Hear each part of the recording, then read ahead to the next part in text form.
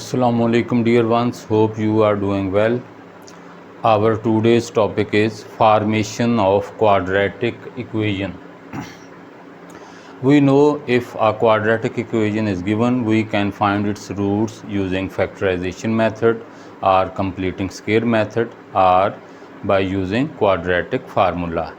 Now today we will do inverse operation. If roots are given, how can we find quadratic equation? Find a quadratic equation from given roots and establish the formula x square minus sum of the roots x plus product of the roots is equal to 0. Let alpha beta be the roots of the equation ax square plus bx plus c is equal to 0. This is standard quadratic equation, polynomial of degree 2. Here a is not equal to 0 because if a is 0 then this term will vanish and we have linear equation. We know sum of roots is equal to minus coefficient of x over coefficient of x square, and the formula for product of roots is constant term over coefficient of x square. Alpha beta are the roots of this equation.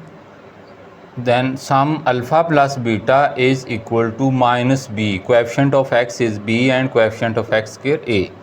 Alpha plus beta is equal to minus b over a, and alpha beta product of the roots is c over a. C is constant term and a coefficient of x square. Now rewriting equation 1, we divide it with coefficient of x square a, and we write this positive sign in this way: x square minus into minus b over a x plus c over a.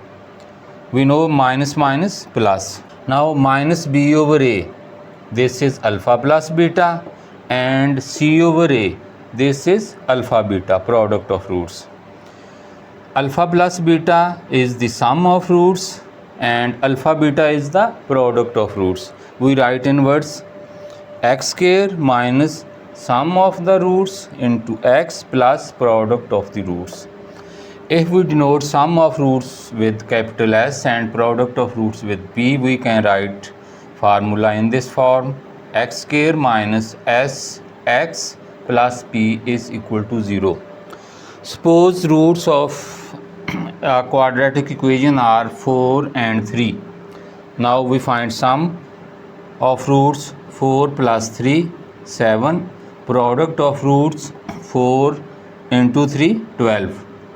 Now putting these values of sum and product in this equation, we get x square minus sx plus p is equal to 0. X square minus 7x plus 12 is equal to 0. This is the way how we can find the original equation if its roots are given. See you again with new topic. Allah Hafiz.